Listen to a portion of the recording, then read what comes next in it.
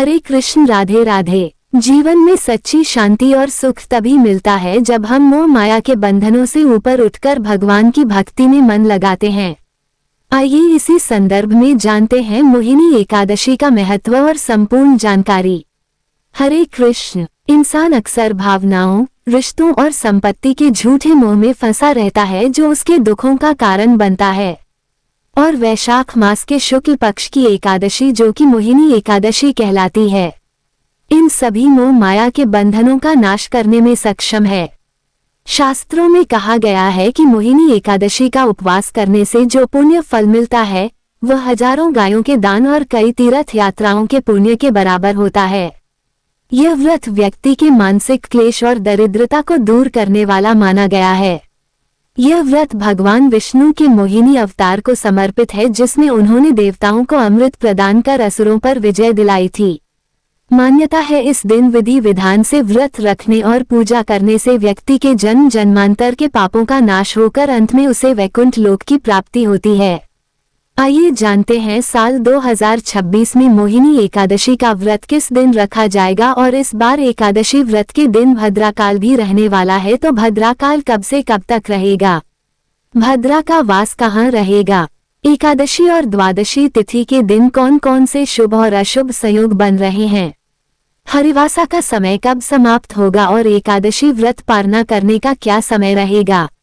जानकारी पसंद आए तो वीडियो को लाइक करके हमारे चैनल पर इस दिन एकादशी की कथा भी अवश्य सुनिएगा।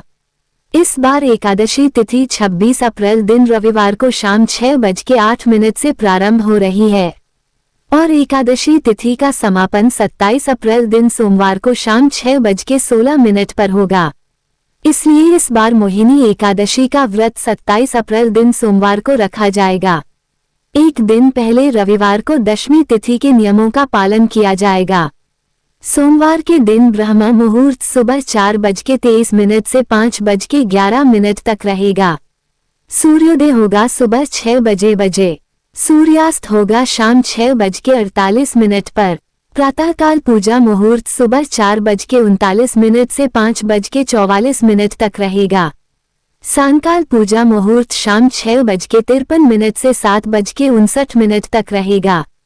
इस दिन भद्रा भी लग रही है और भद्रा काल सुबह 6:07 से लेकर शाम 6:15 तक रहेगा। इस बार भद्रा का वास मृत्यु लोक में रहेगा, जो कि पृथ्वी लोक के सभी शुभ कार्यों में विघ्न डालने वाली मानी गई है। इसलिए इस बार एकादशी के दिन आप भद्रा के 12 नामों का स्मरण अवश्य करें, जिसके बारे में आपको इसी वीडियो में आगे जानने को मिलेगा। इस दिन राहु काल सुबह 7:30 बजे से लेकर 9 बजे तक रहेगा। क्योंकि सोमवार को इस बार एकादशी का व्रत रखा जाएगा, इसलिए इस दिन पूजा करते समय अक्षत का प्रयोग न करें, क्योंकि समस्त गृहस्थ जनों के लिए एकादशी के दिन चावल का त्याग बताया जाता है। भले ही आप एकादशी का उपवास नहीं कर रहे हो, तब भी इस दिन भगवान शिव की पूजा में अक्षत की जगह आप सफेद पुष्प का प्रयोग कर सकते हैं। द्वादशी तिथि 27 अप्रैल दिन सोमवार को शाम 6:17 से प्रारंभ होगी। इसी के साथ हरिवासर का समय भी शुरू होगा और 28 अप्रैल दिन मंगलवार को शाम 6:52 पर द्वादशी तिथि का समापन होगा। तो मंगलवार के दिन पूरा दिन ही द्वादशी तिथि रहने वाली है। मंगलवार को ब्रह्म मुहूर्त सुबह 4:22 से 5:10 तक रहेगा। सूर्योदय होगा सुबह 5:59 पर। सूर्यास्त होगा शाम 6:49 पर। प्रातःकाल पूजा मुहूर्त सुबह 4:38 से 5:43 तक रहेगा।